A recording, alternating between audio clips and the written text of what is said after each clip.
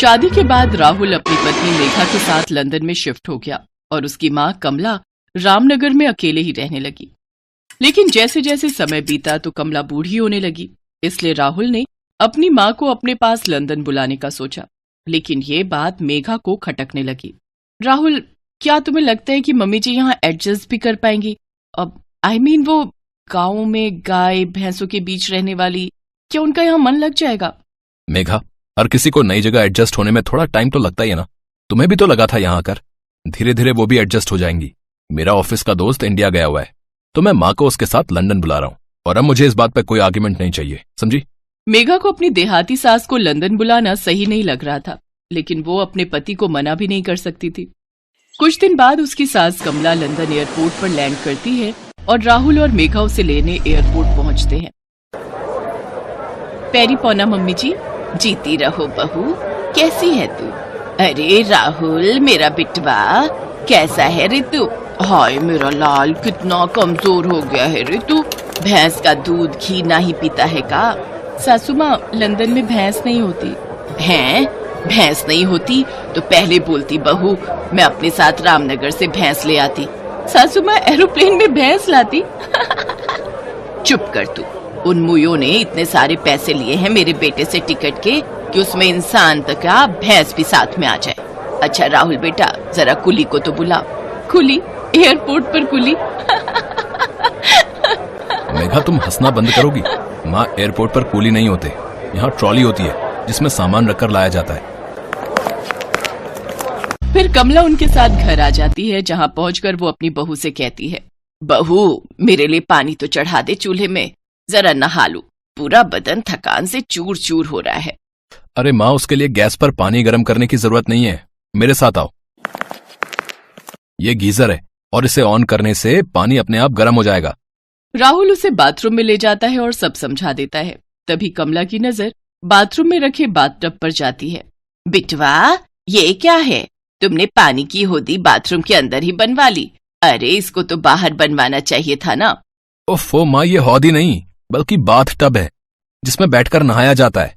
इतना बड़ा टब? इसमें तो हमारे गांव के सारे बच्चे एक साथ डुबकी लगा लेंगे। अगले दिन कमला किचन में जाती है और अपनी बहू से कहती है, लाओ बहू, मैं तुम्हारी कुछ मदद कर दूं। मम्मी जी, ये लंदन का मॉड्यूलर किचन है, आपके गांव की रसोई नहीं है जहां आप खाना बनाती हैं। ये सब इलेक्ट्रॉनिक मशीन है, जैसे खाना गर्म करने के लिए माइक्रोवेव, बर्तन धोने के लिए डिश वॉश, खाना बनाने के लिए इंडक्शन चूल्हा। मुझे तो लगता है आपने इन सब के कभी नाम भी नहीं सुने होंगे। आप रहने दीजिए, मैं कर लूंगी।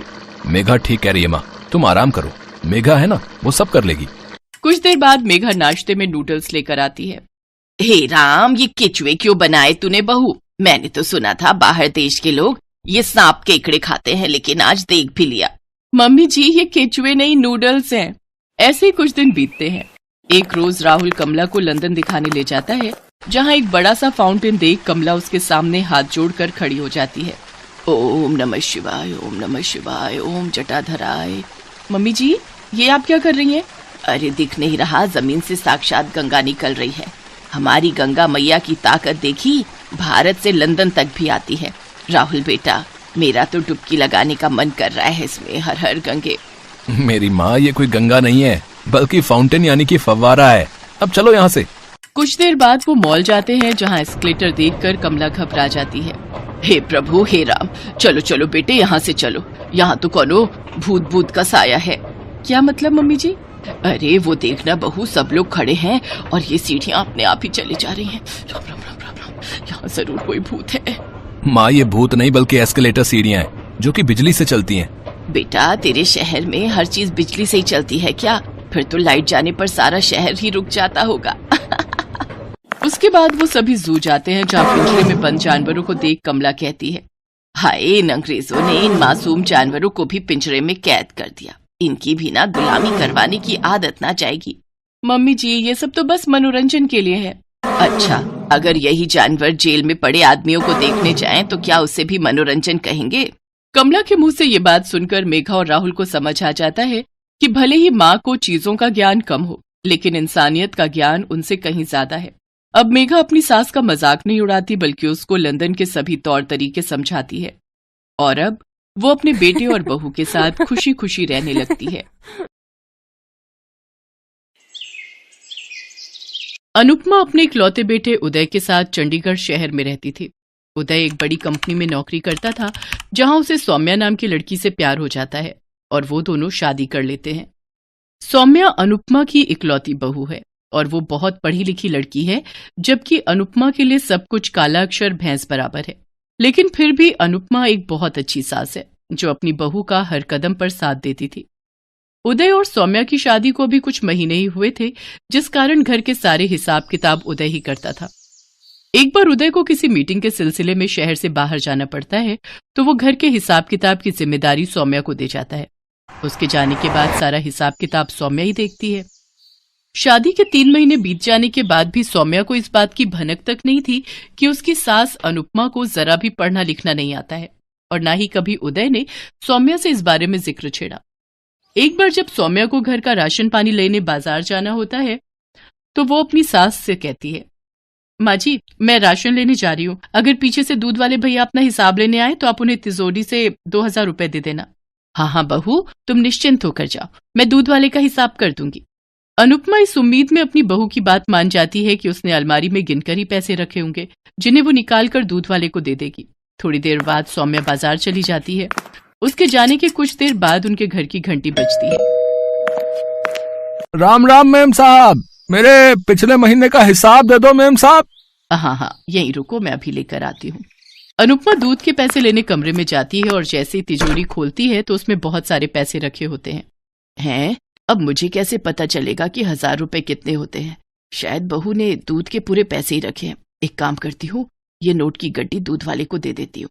जितना भी हिसाब होगा वो अपने आप देख लेगा। अनुपमा 2000 से ज्यादा पैसे ले जाकर उसको दे देती है और कहती है, अरे रामलाल, ये लो, और एक बार मुझे ये पैसे गिनकर बता दे। अगर ज्यादा हो तो मुझे लौटा दे और कम हो तो वो भी मुझे बता दे। रामलाल ये बात भली भांति समझ जाता है कि अनुपमा एक अनपढ़ औरत है और उसे पैसों का बिल्कुल भी ज्ञान नहीं है।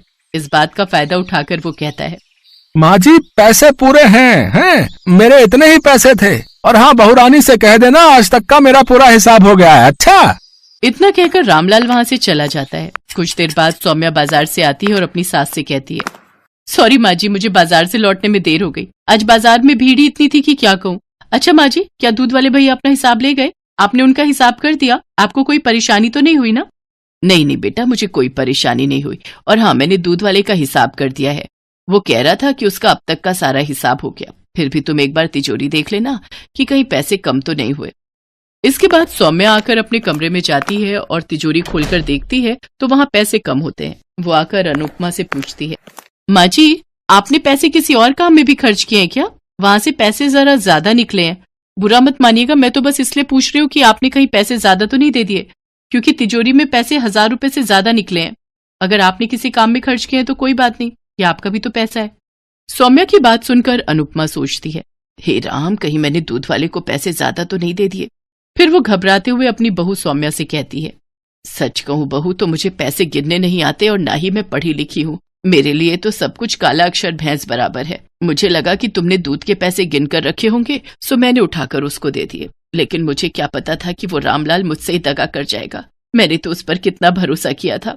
पता नहीं आज मुझ अनपढ़ के कारण तुम्हारा कितना नुकसान हो गया होगा। माँ जी, आप क्यों परेशान हो रही हैं? पैसे दूध वाले को ही ज्यादा गए ना, कोई बात नहीं, अगले महीने के हिसाब में लगा दूंगी।